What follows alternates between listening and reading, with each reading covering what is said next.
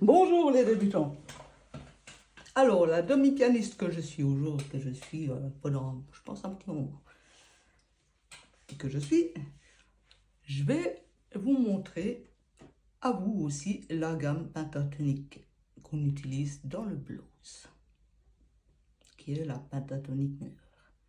Penta, de pende, en grec ancien, ena, dio, tria, tessera, pende, 5.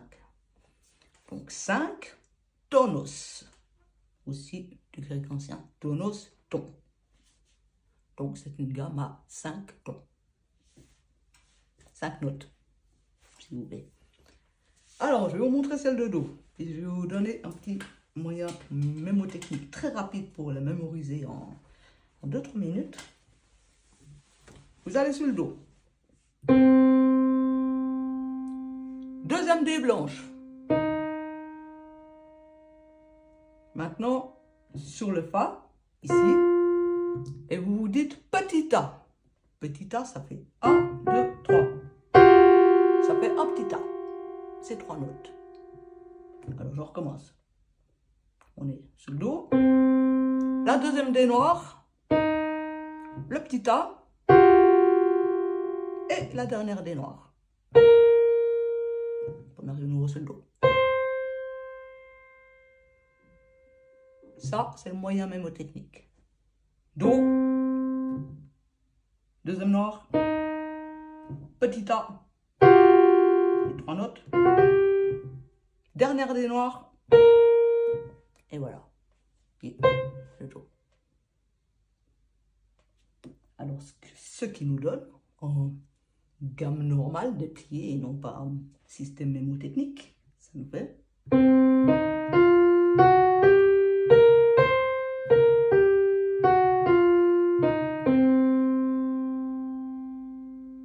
Et vous avez entendu, je ne l'ai pas joué de manière égale. Je n'ai pas joué les notes.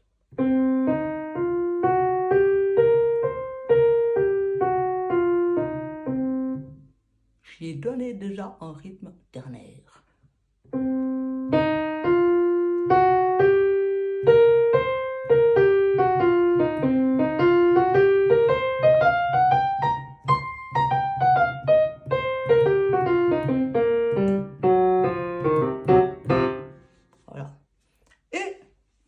Je vais vous dire le grand secret de cette gamme, qui est très géniale et que c'est pour ça que elle est utilisée dans le blues et puis que tous ceux qui commencent par le blues et puis enfin, voilà, dès qu'on joue du blues, quoi.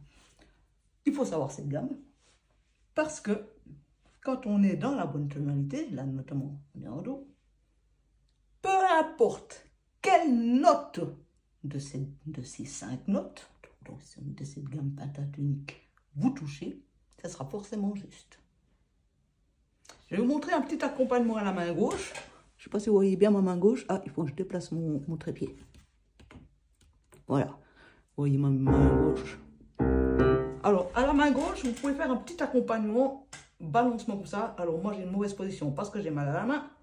Je vais même le faire à la main droite pour soulager ma main gauche. C'est Do, Do, Si bémol, Si bémol, La bémol, La bémol, Sol.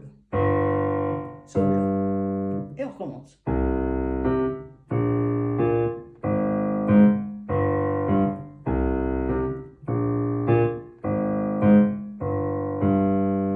Puis vous essayez d'incorporer la gamme que je viens de vous apprendre là-dedans.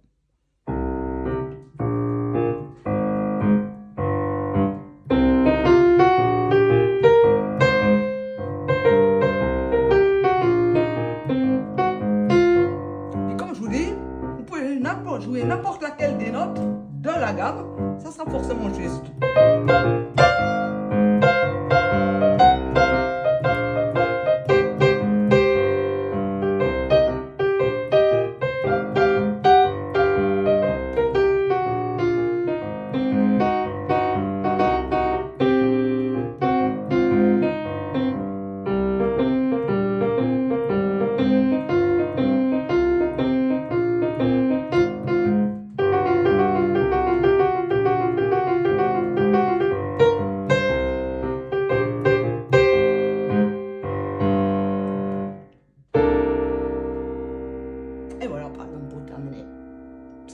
c'est un petit blues qui est fait justement pour apprendre la gamme pentatonique. Et je vais vous montrer ici, par exemple, vous êtes plusieurs pianistes et puis que vous apprenez à vos amis à faire, ou même des non-pianistes, parce que moi j'apprends cette gamme à des non-pianistes pour qu'ils puissent s'amuser, puis qu'on puisse s'amuser tous ensemble. Vous apprenez cette gamme à quelqu'un d'autre, un autre pianiste ou un non-pianiste qui a envie de jouer sur un piano. Puis vous, pour l'accompagnement, du coup, s'il y a 2 pianos, ben vous faites comme ça. Do mineur, si bémol majeur, la bémol majeur et sol. Puis quand vous accompagnez quelqu'un d'autre qui s'amuse sur la pentatonique, vous pouvez prendre, vous, ce rythme-là pour pouvoir l'accompagner.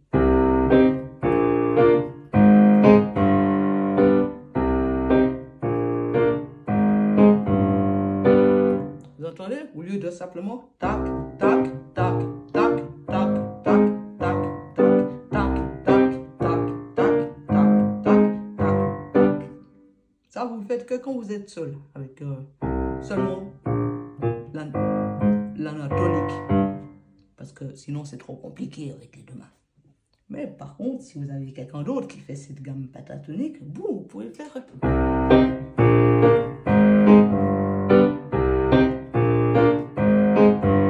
Vous pouvez même mettre une 7e.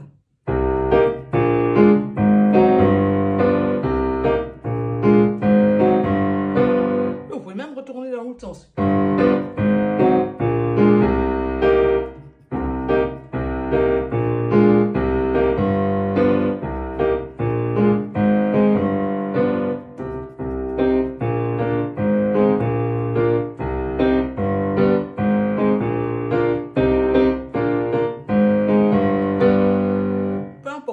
Amuser comme ça sur ces 4 accords.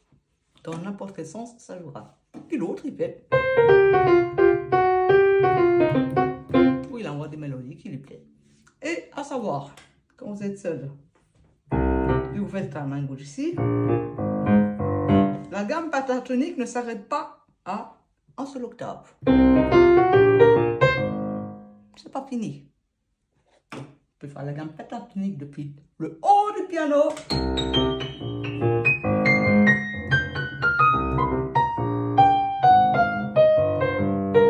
Vous avez tout le clavier, hein? Ne vous limitez pas à un octave ou un octave et demi. Vraiment, prenez toute la place. Vous pouvez même doubler des notes.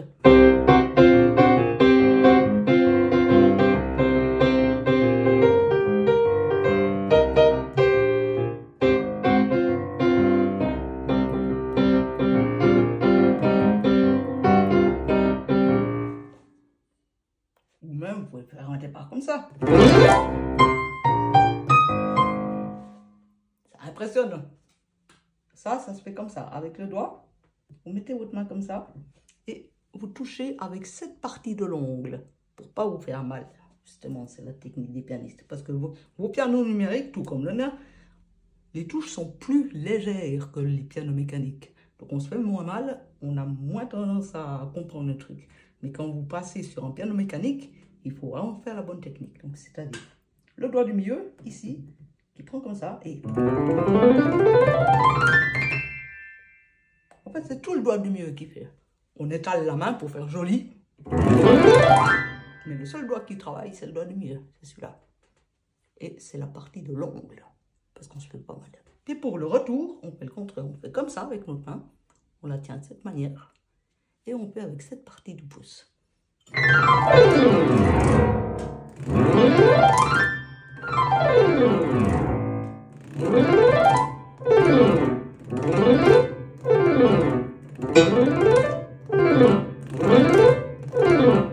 Voilà. C'était une petite combine. En plus. Alors, vraiment, tranquillement, vous pouvez...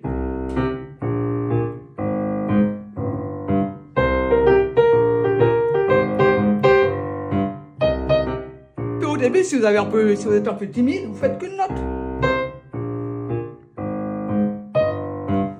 Et après, gentiment, 2 notes.